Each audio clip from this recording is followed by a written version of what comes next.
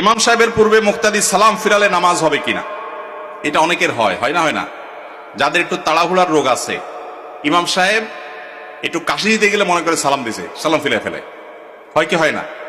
কিছু লোক আছে দেখবেন ট্রেনের মধ্যে একটু তাড়াতাড়ি যাওয়া দরকার, তো এদিকে জোর করে বগির মাথা হাঁটে, কেন? তার তাড়াতাড়ি যাওয়া দরকার। সে বেশি জোরে হাঁটলে কি ট্রেন তাড়াতাড়ি চলবে, আগে পৌঁছাবে? কিন্তু সে চেষ্টা করে।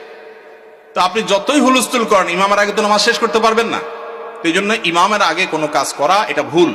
নবী সাল্লাল্লাহু আলাইহি ওয়াসাল্লাম বলেছেন, ইন্নামা জুইলাল ইমামু লিউতাম্মা বি, ইমাম দেয়া হয়েছে তাকে অনুসরণ করবার জন্য। ইমাম যখন রুকুতে যায় তারপরে রুকুতে যাবা, যখন সিজদা যায় তারপরে সিজদা দিবে, যখন সালাম ফিরে তারপরে সালাম দিবে। এ হলো নবী সাল্লাল্লাহু আলাইহি ওয়াসাল্লামের নির্দেশ। অতএব ইমাম সালাম ফেরানোর আগে সালাম ফিরানো যাবে না। যদি কেউ ইমাম সালাম ফেরানোর আগে সালাম ফিরিয়ে ফেলেন, তাহলে হানাফি মাযহাবের ওলামাদের মতে নামাজ হয়ে যাবে, কিন্তু এরকম করাটা মাকরুহ।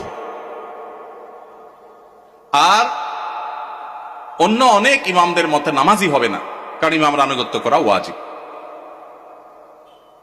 যেহেতু আমাদের এদেশে বেশিরভাগ মানুষই হানাফি ফিকহ ফলো করেন, হানাফি ফিকহ হানাফি মাযহাব অনুযায়ী এটা মাকরুহ তাহরিমি, এটা করা উচিত না।